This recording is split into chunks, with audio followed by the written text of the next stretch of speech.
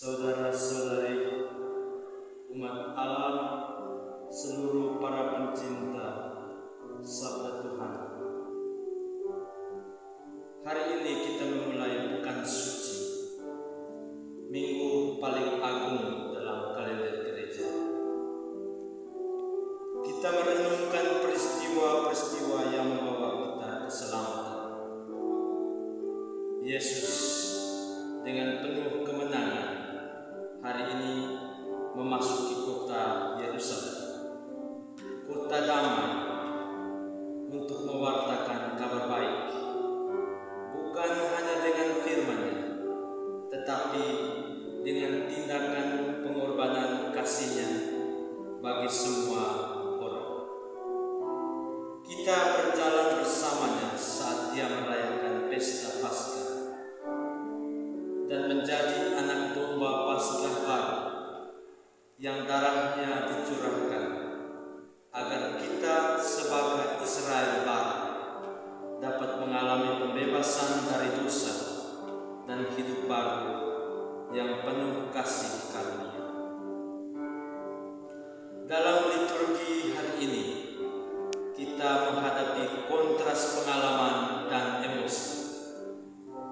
Kita memulai perayaan ini dengan mendengarkan kisah Yesus yang disambut di Yerusalem dengan penuh sukacita dan kegembiraan yang besar. Hosana, mereka berteriak, Hosana di tempat tertinggi. Itulah teriakan mereka. Yesus diperlakukan sebagaimana Dia seharusnya diperlakukan. Orang-orang merasa senang melihat Yesus. Mereka menemukan banyak sukacita di dalam diri Yesus. Namun, kegembiraan ini lantas dengan cepat berubah menjadi sebuah kejutan dan kengerian saat kita masuk lebih dalam ke bacaan hari ini. Injil memuncak dengan Yesus tergantung di salib sambil berseru, Eloi, Eloi, lama sabachthani. Tuhanku, Tuhanku, mengapa Engkau meninggalkan aku? Dan dengan itu Yesus berseru dengan suara nyaring dan menghembuskan napas terakhir. Seruan Yesus ini membawa kita dalam keheningan bisu dan permenungan tentang realitas kematian Kristus. Kita patut bertanya, apa yang terjadi dengan semua orang yang berteriak dan yang memuji Dia ketika Dia masuk ke Yerusalem?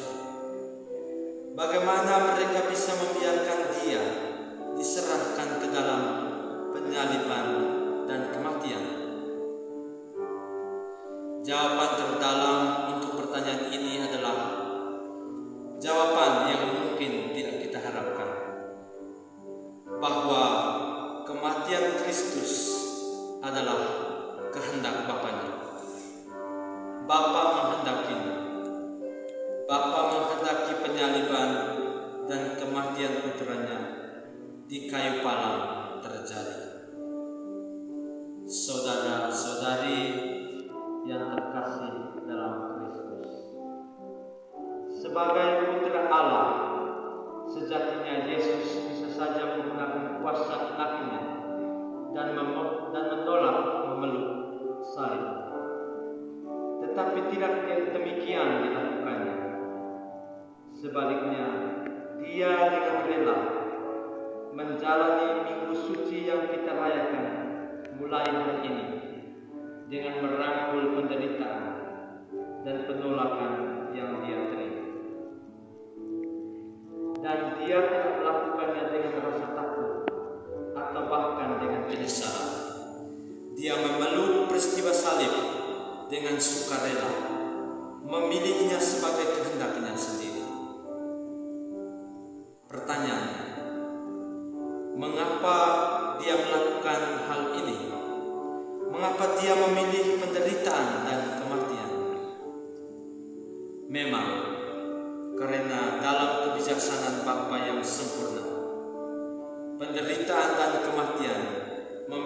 makna yang agung. Tuhan menaklukkan dan mengacaukan kebijaksanaan dunia dengan menggunakan penderitaan dan penyalibannya sendiri sebagai sarana sempurna kekudusan kita.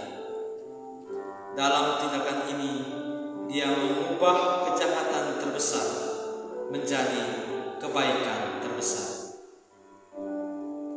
Salib adalah pengingat bagi kita bahwa bahkan kejahatan terbesar pun tidak dapat mengalahkan kuasa, hikmat, dan kasih Allah. Tuhan akan selalu lebih kuat dari kematian itu sendiri, dan Tuhan memiliki kemenangan terakhir, bahkan ketika semuanya tanpa hilang. Mari biarkan minggu ini memberi kita harapan ilahi. Tidak ada yang akhirnya bisa mencuri sukacita kita kecuali kita membiarkannya. Seringkali kita tergoda untuk putus asa, dan lebih buruk lagi, kita bisa tergoda untuk menyerah.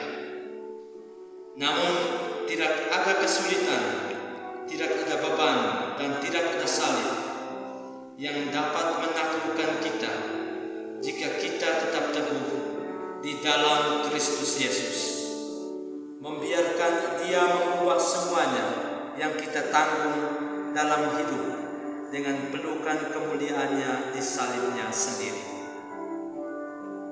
Tuhan memberikan hidupnya dengan cuma-cuma dan memanggil Anda, memanggil saya untuk melakukan hal yang sama.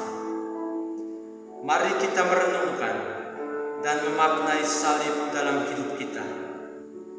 Ketahuilah bahwa Tuhan dapat menggunakan salib untuk sebuah kebaikan, untuk menghasilkan banyak belas kasihan jika kita mau memeluk dan menerimanya secara taat dengan mempersembahkannya kepada Tuhan sebagai pengorbanan yang rela.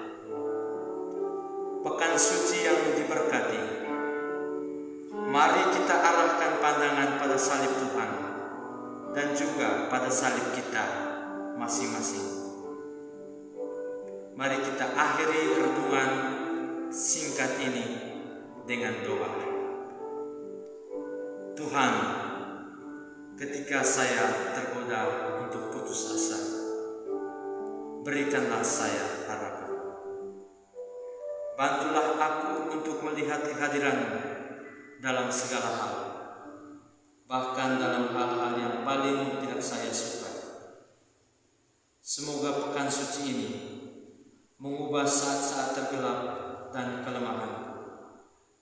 Aku menyerahkan semuanya kepadamu, Tuhanku. Yesus, aku percaya padamu. Amin. Saya, Diakon Dosen Somaskan, mengucapkan selamat merayakan Pesta Minggu Palma dan selamat menjalani Pekan Kudus. Tuhan memberkati kita semua.